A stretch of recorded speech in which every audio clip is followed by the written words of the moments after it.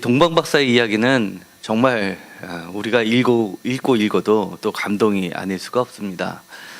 우리가 많이 아는 내용임에도 불구하고 이 동방박사의 이야기는 사실은 아주 숨은 뜻이 많이 있습니다. 그리고 교회사를 통해서도 이 동방박사는 신비에 쌓인 인물들입니다. 그리고 이들이 예수님을 만나고 나서 그 이후의 삶에 대해서 많은 전설이 남아있을 정도로 역사적인 인물로 추정이 되고 있습니다. 먼저 이렇게 되어 있습니다. 헤롯 왕이 이 동방박사들에게 좋은 말로 보냅니다. 내가 그를 경배할 테니 오는 길에 자기에게 다시금 그 아기 왕이 태어난 것을 자기에게 알려달라고 이야기합니다. 물론 이 얘기를 들었을 때는 이 동방박사들도 동방으로부터 온 박사들도 안심을 하고 갔을 것이 분명합니다. 그런데 그들이 따라간 것은 별이었습니다. 주일날 말씀을 드렸던 것처럼 이 별은 혁명을 상징하는 별이었습니다. 새로운 왕이 태어나고 세상에 새로운 시대가 열릴 것을 예견하는 그런 별이었습니다. 우리 그리스 철학 중에서 피타고라스 학파라는 학파가 있습니다.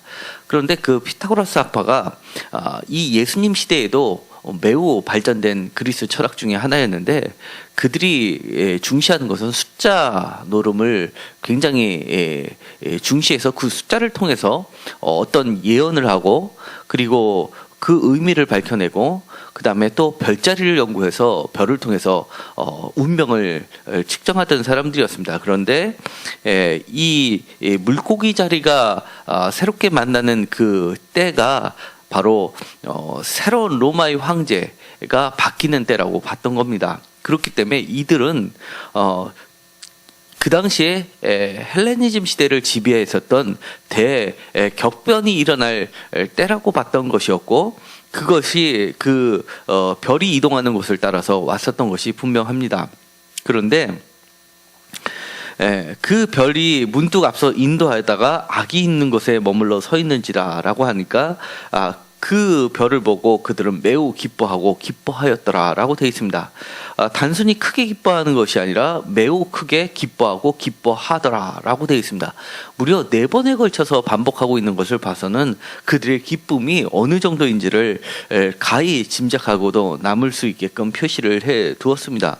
성경에서 이렇게 영광성을 빼놓고 4번에 걸쳐서 이렇게 똑같은 의미를 반복해서 강조한 것은 사실은 이 구절 말고는 없습니다. 그 정도로 이들의 기쁨은 너무나 커가지고 다 담지 못할 정도의 그 기쁨을 표현한 것이라 할 수 있습니다. 그런데 그들이 가지고 온 선물을 내놓습니다. 그리고는 아기께 첫 번째 경배하고, 두 번째 보배압을 열고, 세 번째 황금과 유향과 모략을 예물로 드리니라 되어 있습니다. 이들의 태도를 보면 매우 집약적으로 표현하고 있습니다. 첫 번째 경배하고, 두 번째 보배압을 열고, 그리고 세 번째 황금과 유향과 모략을 예물로 드렸다라고 되어 있습니다. 이 황금은 예부터 지금도 그렇지만 아주 귀한 겁니다. 그리고 예루살렘 성전에서도 제단이라든지 그 다음에 향단이라든지 그 지성소에 들어가 있는 것들은 전부 다 이렇게 금으로 쌀 정도로 금은 왕권을 상징하는 겁니다. 그리고 유향과 모략이라는 것은 교부들은 그것이 유향 같은 거는 신성을 상징한다고 얘기했습니다. 왜냐하면 향기가 위로부터 올라가는 것을 봐서 이것은 인성이 아니라 신성을 상징한다고 이야기를 합니다. 그리고 모략은 이것이 나중에 예수님이 십자가에 달려 돌아가시고 나서 니고데모도 그의 친구와 같이 모략에다 침향을 섞은 것을 가지고 예수님을 장사 지내는 걸 봐서는 이 모략은 장사에 쓰이는 것이라고 할 수가 있습니다. 그러니까 이것은 그리스도의 순환을 상징한다고 해석을 했던 겁니다. 다른 견해들도 물론 있습니다. 예를 들어서 황금과 유약과 모략이라는 것을 특히 유향과 모략이라는 것을 그들이 가지고 온 동방박사에 초점을 맞춰서 보면 이것은 제의도구로 사용됐던 것이 거의 확실합니다. 저도 그쪽 견해를 따지고 있는데요. 왜냐하면 이 동방박사들은 우리가 박사라고 표현했지만 원어로 보면 이 사람들은 매지션입니다. 마술사들이고, 그리고 지금으로 이야기하면 철학자이고, 그 다음에 과학자이기도 합니다. 그리고 수학자이기도 한 겁니다. 그러니까 최고의 박사들인데 이 사람들은 점을 치고 국가의 운명을 측정하는 데 있어서 사용했던 것이 바로 유향과 모략을 사용했던 것으로 보입니다. 그리고 그것을 왕께 드리는 예물로 해서 황금을 가지고 왔던 것입니다. 그런데 이것은 단순히 황금과 유향, 모략이라는 귀한 것을 아기 예수께 드렸다는 거에 초점이 맞춰지는 것이 아니라 마태복음 기자는 이것을 가지고 와서 이사야서의 예언의 성취로 보고 있는 겁니다. 이사야서 60장 6절을 다 같이 읽도록 하겠습니다. 허다한 낙타 미디안과 에바의 어린 낙타가 내 가운데 가득할 것이며 스바 사람들은 다 금과 유향을 가지고 와서 여호와의 찬송을 전파할 것이며 라고 되어 있습니다. 그러니까 이들이 특히 미디안과 에바의 어린 낙타라고 하는 것은 그 윗절에 있는 이방 나라들을 의미하는 겁니다. 그리고 7절에 있는 게달의 양무리, 느바스의 순양, 이런 것은 다 이방을 상징하는 것들입니다. 그러니까 특히 이 스바 사람들이라고 하는 것은 이방 사람들을 대표하는 것인데요. 이 이방 사람들이 금과 유향을 가지고 여호와께 찬송하고 여호와께 경배를 드린다는 그것을 바로 이 동방박사의 유향과 모략과 황금을 가지고 온 것으로 성취되었음을 선언하는 것입니다. 그리고 이 구절은 시편에도 그대로 반영이 되고 있습니다. 시편 68편은 매우 중요한 장인데요. 저희가 한번 시편 68편을 한번 한 적이 있습니다. 그것은 하나님께서 다스리신다, 야훼께서 다스리신다라는 것을 나타내는 시인데요. 그 중에서 68편 27절에 보면 이렇게 되어 있습니다. 거기에는 그들을 주관하는 작은 베냐민과 유다의 고관들, 그들의 무리와 스불론의 고관과 납달리의 고관이 있도다. 그 다음에 28절에 이어서 29절에 이렇게 되어 있습니다. 예루살렘에 있는 주의전을 위하여 왕들이 주께 예물을 드리이다. 이렇게 되어 있습니다. 그러니까 이 이방 나라의 모든 제왕들이 예루살렘에 있는 왕에게 예물을 드리고 경배하는 것으로 선언을 하고 있으면서 이 예루살렘에 있는 왕이 야훼임을 나타내고 있는 겁니다. 영원한 왕을 상징하고 있는 건데 이 마태복음에서는 이렇게 이사야서 60장과 시편 68편의 이야기를 이 동방박사의 이야기로 예언이 성취되었음을 선언하는 것입니다. 그런데 우리가 이 진정한 선물은, 그리고 진정한 예물은 과연 무엇일까를 한번 생각해 볼 필요가 있습니다. 왜냐하면 이들이 주님께 드렸던 것은 첫 번째 경배하고라고 되어 있는데, 이 경배하고는 자세를 낮추어 엎드리다라는 뜻을 가지고 있습니다. 그런데 엎드리는 데 있어서 몸을 향하여 엎드리는 것으로 되어 있는 겁니다. 그러니까 이것은 어떨 때 쓰였던 말이냐면 사탄이 40일 금식을 한 이후에 예수님께 3가지 시험을 합니다. 그러면서 내게 절함은 세상의 모든 권세를 너에게 주겠다라고 할 때 나에게 절하라라고 했을 때 똑같은 단어를 쓰고 있는 겁니다. 그러니까 이들이 아기 예수께 드렸던 자세는 자신들이 갖고 있어서는 세상의 모든 지위와 그 다음에 세상의 모든 권력을 다 주님께 드린다라는 자세를 취한 것이라고 할 수가 있습니다. 그리고 그들에게 있어서 보다 더 중요한 것이 있습니다. 무엇이냐면 그들이 꿈에 헤롯에게 돌아가지 말라 지시함을 받아 다른 길로 고구로 돌아가니라 라고 되어 있습니다. 그들이 진정으로 드렸던 것은 바로 이 12절에 있습니다. 혹자들은 유황과 모략을 예물로 드렸다라는 부분이 그들이 진정으로 하나님께 헌신했다라고 하는 표시라고들 이야기를 합니다. 그것도 틀린 말은 아닙니다. 왜냐하면 유황과 모략은 그들이 점괘를 읽고 그 다음에 미래를 점치는 데 있어서 없어서는 안 될 귀중한 도구였던 겁니다. 예를 들어서 의사 같은 경우에는 수술 도구를 갖다 드린 거나 마찬가지고 약사 같은 경우는 아주 중요한 필수 약들을 다 갖다 바친 거나 마찬가지인 겁니다. 그러니까 이들은 자신의 생업을 유지하는 데 있어서 상징되는 가장 중요한 것을 하나님께 그리고 아기 예수께 드렸다는 것을 전제하고 있습니다.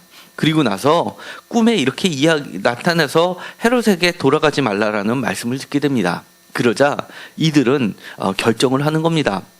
만약에 이들이 헤롯으로 돌아가지 않는다 그러면 유대 땅을 다스리고 있는 팔레스타인 지역을 다스리고 있는 헤롯 대왕의 명을 어기기 때문에 이들은 생명에 어려움을 겪게 되는 겁니다. 그럼에도 불구하고 이들은 자신의 목숨을 내걸고 그리고 나서 다른 길로 가게 되는 겁니다. 그러니까 세상의 길로 가는 것이 아니라 본문에서 이야기하는 것처럼 다른 길이라고 이야기하는 겁니다. 이제 그들의 삶은 지금까지 걸어왔던 방식과는 다른 길을 갔던 겁니다.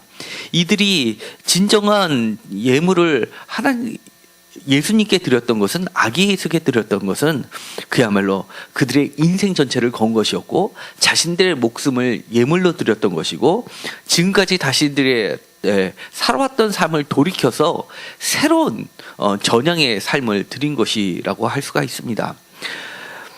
여기선 고구로 돌아가니라라고 되어 있는데 교회사에 보면 여러 가지 전승들이 내려오고 있습니다. 예를 들어서 이 동방박사 중에 한 명은 전도자가 돼서 그 위에 교회들을 세웠다라는 전승들도 있습니다. 그리고 또 한 명은 러시아 쪽에 복음을 전파한 사람으로서 숭상을 받기도 합니다. 사실은 이것들은 다 전설이기 때문에 그것이 맞다라고는 할 수는 없지만 분명한 것은 그들이 전과는 분명하게 다른 삶을 살았다는 것만은 분명합니다. 왜냐하면 각각에서 이들을 숭상하는 전통들이 남아있고 또 그 전통이 매우 신빙성 있게 교회들을 생성시키고 지금도 그들에게는 오랜 전통의 교회들을 유지하고 있기 때문에 그렇습니다. 여러 가지 핍박이 왔을 때 그 교회가 사라지지 않고 남아있다는 것은 그만큼 그 역사가 사실에 입각해 있기 때문에 사라지지 않는 힘을 갖고 있는 겁니다. 십자군 전쟁이 일어났을 때 이 베들레헴에 있는 오래된 교회도 수탈의 대상이 되었습니다. 현존 남아있는 오래된 교회 중에서 가장 오래된 교회는 베들레헴에 있는 교회라고 합니다. 그거는 4세기 때 세워진 교회인데 십자군 전쟁 때 이들이 와서 그것을 불태우려고 안에 들어가 보니까 벽화에 그려져 있는 그림이 동방박사의 그림을 봤다는 겁니다. 그런데 그 모습이 자신들의 조상의 모습하고 너무나 흡사한 것을 보고 깜짝 놀랐다고 합니다. 그리고 나서는 그들이 그 성전을 불태우지 않고 그들도 경배하고 그것은 파괴하지 않고 돌아갔기 때문에 지금까지 남아있는 것 중에서는 가장 오래된 걸로 보고 있는 겁니다. 그만큼 이 동방박사의 이야기는 전쟁을 그치게 하고 그리고 살아있는 숨결을 느끼게 하는 아주 중요한 단서들이 되어 왔습니다. 우리가 해마다 아기 예수를 경배한다고 합니다. 그리고 성탄절이 온다고 즐거워합니다. 그런데 어느 정도로 즐거워합니까? 이들이 보았던 것처럼 기뻐합니까? 아니면 기뻐합니까? 아니면 크게 기뻐합니까? 아니면 매우 크게 기뻐합니까? 사실은 기쁨의 종류도 여러 가지가 있습니다. 우리는 다시 한번 우리의 기쁨을 점검해 볼 필요가 있습니다. 무엇 때문에 예수님이 우리 삶 가운데 기쁜지를 다시 한번 점검해 보는 시간이 되었으면 좋겠습니다. 그리고 두 번째는 이들처럼 정말 내가 무엇을 가지고 하나님을 기쁘게 해 드리는 것이 좋을지를 생각해 봤으면 좋겠습니다. 이들은 유황과 모략이라는 것을 가지고 왔습니다. 이것은 전통적으로 자기들의 직업에서 가장 중요한 것을 가지고 왔다는 것을 표현한다는 것에서는 학자들의 거의 일치된 의견을 보이고 있는 겁니다. 단순히 유황이나 모략이 비싸서 갖고 왔다는 것이 아니라 그들에게 있어서 가장 중요한 것을 가지고 왔다는 겁니다. 우리들에게 주신 하나님의 은혜가 많습니다. 여러 가지 재능을 주셨고요. 그리고 환경을 주셨고 해서 우리가 우리의 삶을 영위하고 있습니다. 각자들의 삶의 모습은 아주 많이 있습니다. 선생님도 있을 수 있고 사업자도 있을 수 있고 그 직장에서 일하는 분일 수도 있고 그 간호사일 수도 있고 약사일 수도 있고 의사일 수도 있고 건축사일 수도 있습니다. 그리고 심지어 학생일 수도 있습니다. 그런데 우리가 주님께 드리는 예물은 우리가 드릴 수 없는 것을 갖다 드린다고 주님께서 기뻐하는 것이 아니라 우리의 삶을 지탱하고 있는 것 중에서 가장 내가 소중하다고 생각하는 것을 내어놓는 그 자세를 하나님이 기뻐 받으신다는 겁니다. 그것이 왕께 드리는 선물이라는 겁니다. 마치 우리가 윗사람이 너그러워서 내가 가지고 있는 많은 것 중에서 밑에 사람에게 나눠주듯이 주는 것이 아니라 정말 왕에게 드리는 선물을 무엇인가라고 내 삶 중에서 가장 귀한 것이 뭔가를 생각해서 드리는 자세가 필요합니다. 이들은 상징적으로 드린 유황과 모략 외에도 자기의 삶을, 자기의 목숨을 내던집니다. 그리고 나서는 다른 길을 가기 시작한다는 겁니다. 우리 인생에 있어서도 때로는 많은 사람이 이것이 세상 가는 길이야 라고 이야기하는 경우가 많이 있습니다. 그럼에도 불구하고 아니야, 나는 그 길을 가지 않을 거야. 왜냐하면 나의 길은 세상의 길과 달라. 하나님께, 예수님께 이미 나의 인생을 드렸기 때문이야 라고 할 수 있는 저와 여러분들이 되시기를 간절히 소망합니다. 기도하고 마치기로 하겠습니다. 하나님 감사합니다. 우리가 동방박사의 이야기를 해마다 들어왔습니다. 그러나 다시 한번 동방박사의 이야기를 통해서 우리가 진정으로 주님께 드려야 할 것이 무엇인지를 생각하는 시간이 되게 하여 주옵소서. 우리가 아기 예수를 정말 기뻐하는지, 기뻐하는지, 크게 기뻐하는지, 매우 크게 기뻐하는지, 그 기쁨의 원인이 무엇인지를, 그리고 그 기쁨의 정도가 어느 정도 되는지를 다시 한번 냉철하게 생각하는 시간들이 되게 하여 주옵소서. 그리하여 곧 오시는 주님을, 아기 예수님을 진정한 왕으로 세상의 모든 권세를, 그리고 세상의 모든 것을 다 바꿔서라도 바꾸지 않는 그런 것으로 하나님께 경배할 수 있게 하여 주옵소서. 또한 우리들에게 주신 은혜들이 많이 있습니다. 유황과 모략이라는 자신의 생활터전 중에서, 자신의 직업 중에서 가장 대표적인 것을 주님께 드리면서 인생의 길을 세상의 길이 아니라 다른 길로 갔던 동방박사들을 보게 됩니다. 우리도 다른 길을 갈 수 있게 하여 주시옵소서. 우리들이 걷는 그 길이 주변 사람들과 우리의 자녀들과 후대의 사람들이 보고 바로 저분의 길이 동방박사의 길이었어 라고 정말 칭송하는 그런 인생의 길이 되게 하여 주옵소서. 예수님의 이름으로 기도드렸습니다. 아멘.